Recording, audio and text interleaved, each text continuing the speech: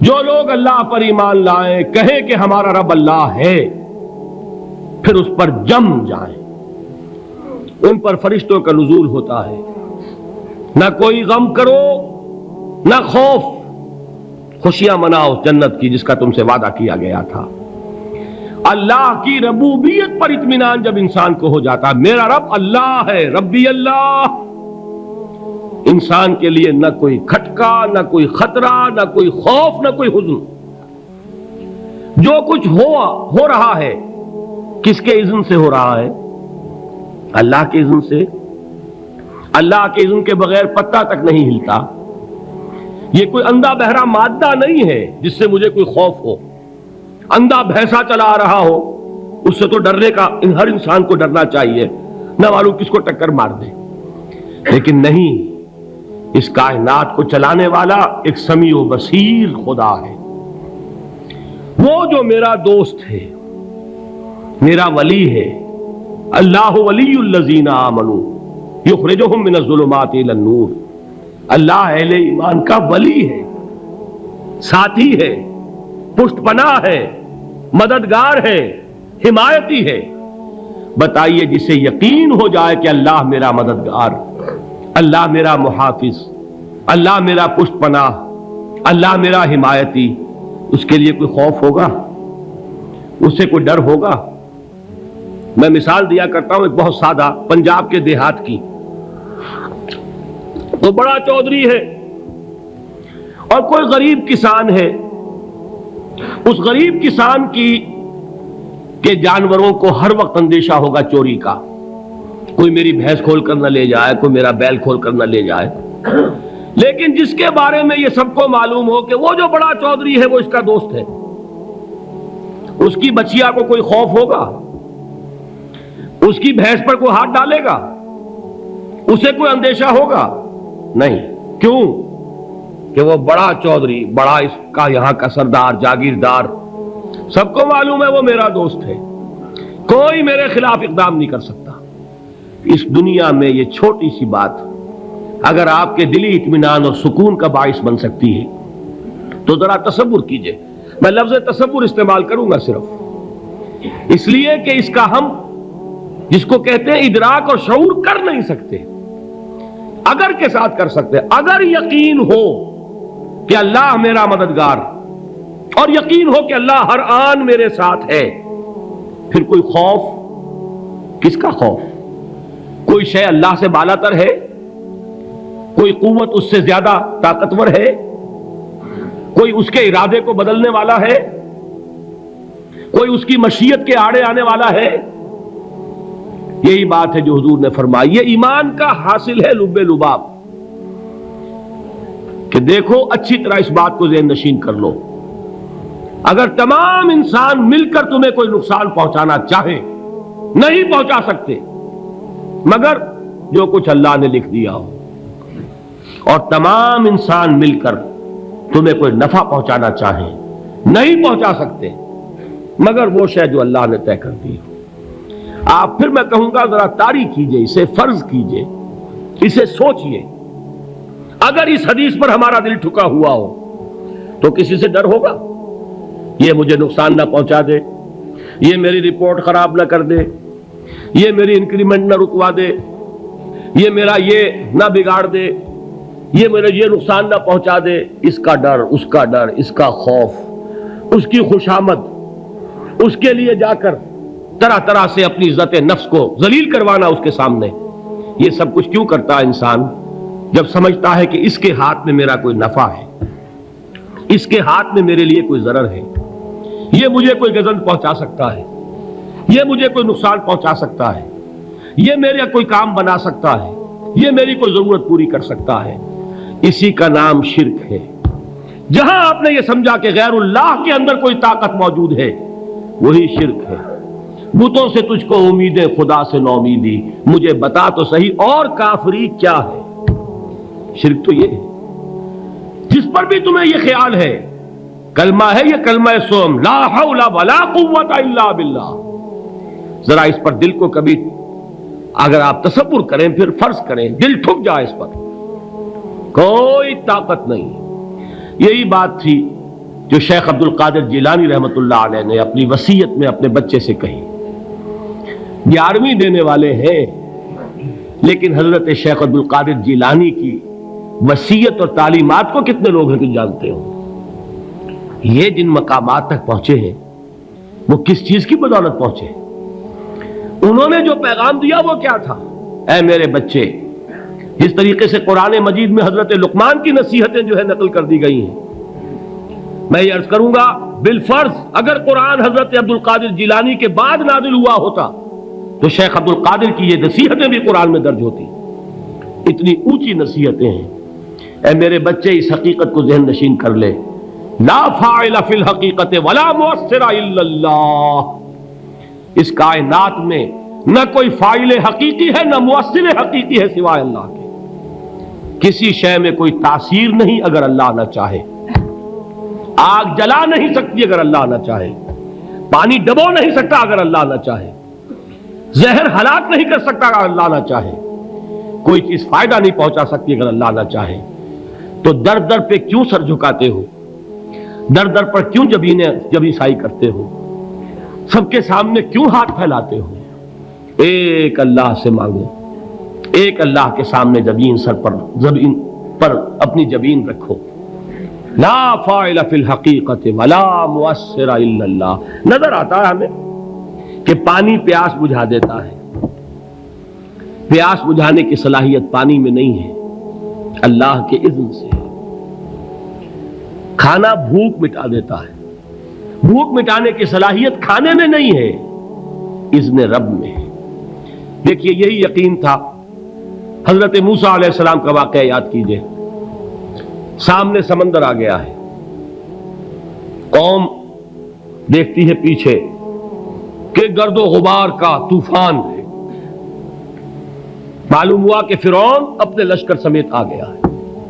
لشکر جب چلتا تھا تیز رفتاری کے ساتھ تو گرد و غبار کا جو طوفان اٹھتا تھا اس کا تصور کیجیے.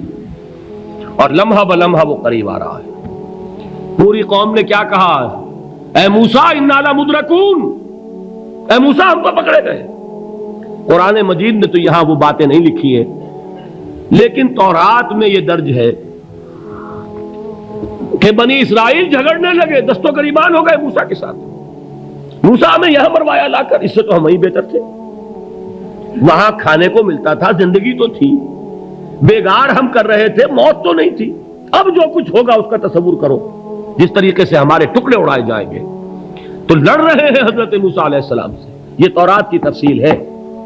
قرآن میں صرف اتنا آیا ہے، پریشان ہو کر انہوں نے کہا انا لمدرکون، موسیٰ ہم تو پکڑے گئے. اس وقت موسیٰ کا جواب کیا ہے؟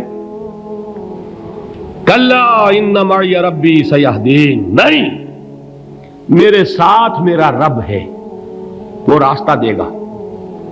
بتائیے کہاں راستہ نظر آ رہا ہے؟ یہ ہے ایمان بالغیب. راستہ نظر نہ آئے تب اللہ پر یقین ایمان ہے. جیب میں پیسے ہوں اور تب دل کو اطمینان ہے تو ایمان کس پر ہوا؟ پیسے پر، اللہ پر نہیں.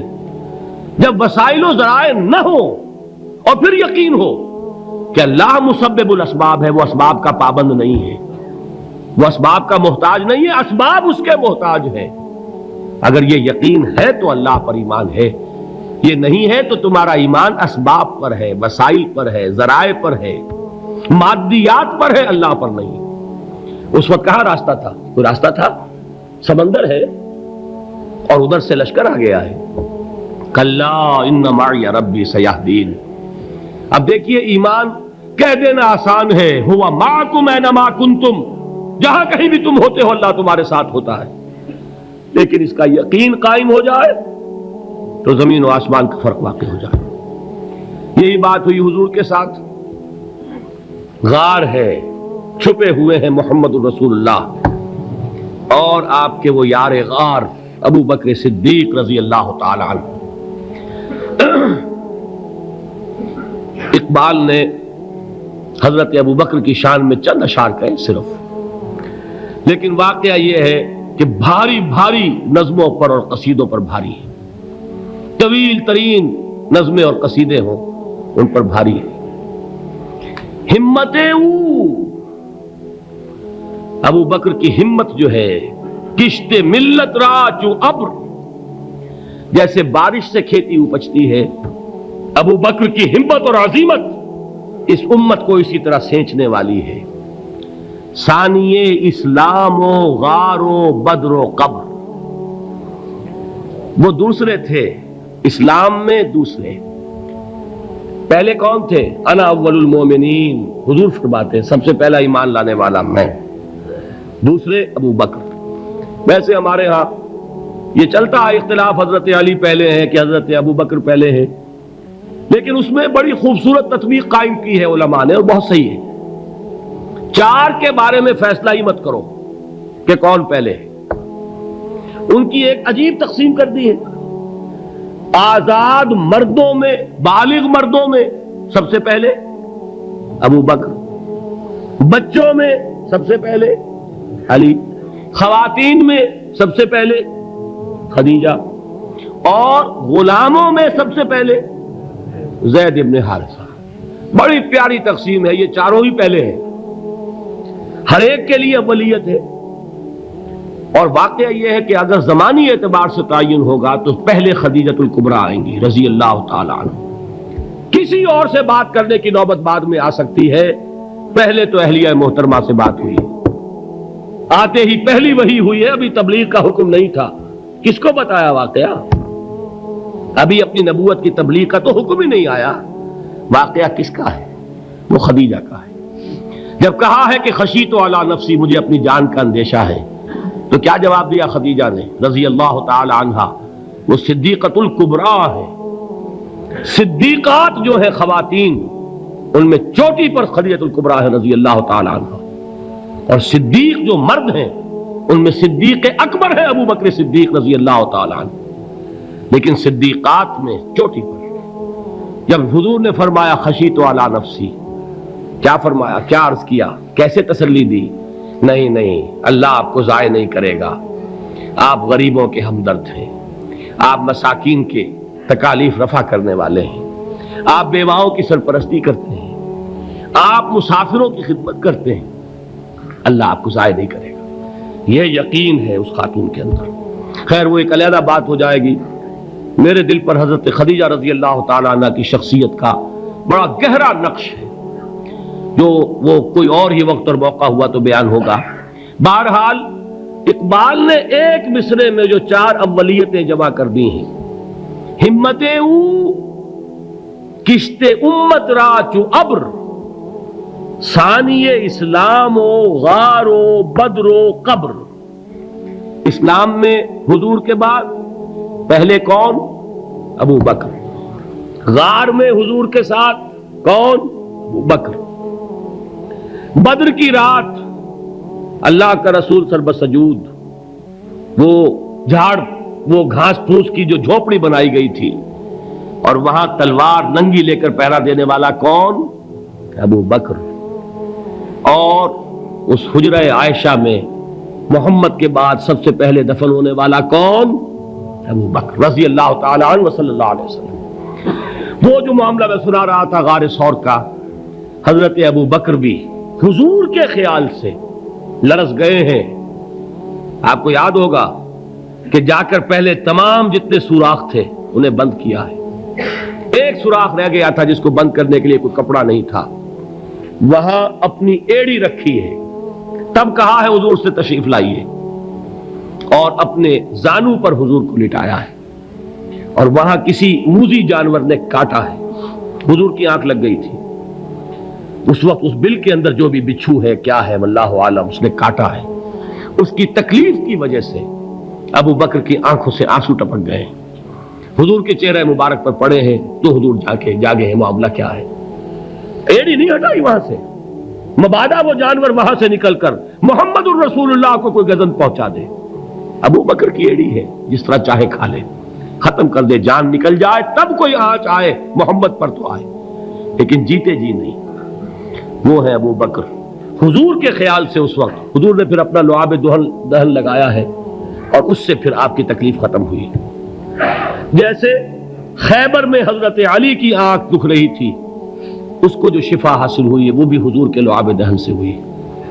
تو بہرحال اس وقت انہوں نے کہا ہے کہ اے نبی یا رسول اللہ، اگر اس وقت ان میں سے کسی نے غیر ارادی طور پر بھی اپنے قدموں کی طرف جھانک لیا تو پکڑے جائیں گے۔ کیا جواب تھا اللہ کے رسول کا؟ لا تحزن ان اللہ معنا، اللہ ہمارے ساتھ ہے، کیوں گھبراتے ہو ابو بکر؟ یہ ہے ایمان باللہ، میرا مالک اللہ، میرا رازق اللہ، میرا محافظ اللہ، میرا مددگار اللہ، میرا پشت پناہ اللہ، میرا دوست اللہ۔ یہ دوستی ہے اللہ کی جو لب لباب ہے، حاصل ہے ایمان کا، اسی کا نام ولایت ہے۔ اولیاء اللہ کے سروں پر سینگ نہیں ہوتے، جس کے دل میں ایمان راسخ ہو چکا ہو وہی اللہ کا ولی ہے، جسے اللہ پر یقین ہو چکا ہے وہی اللہ کا ولی ہے، جسے یقین ہے اللہ میرے ساتھ ہے، میرا مددگار، میرا پشت پناہ، میرا ساتھی، میرا دوست، میرا محبوب، میرا محب۔ اللہ اہل ایمان سے محبت کرتا ہے۔ واللہ یحب الصادقین، ان اللہ یحب الذین یقاتلون فی سبیلہ صفا کانہم بنیان مرصوص۔ اللہ محبت کرنے والا، اہل ایمان محبوب، اور اہل ایمان محبت کرنے والے اللہ محبوب۔ والذین آمنوا اشد حبا للہ۔ آپ تصور کیجئے جسے یہ رشتہ ایمان یا رشتہ ولایت حاصل ہو جائے، الا ان اولیاء اللہ لا خوف علیہم ولا هم یحزنون، آگاہ ہو جاؤ، اللہ کے دوستوں کے لیے نہ کوئی خوف ہے نہ کوئی حزن ہے۔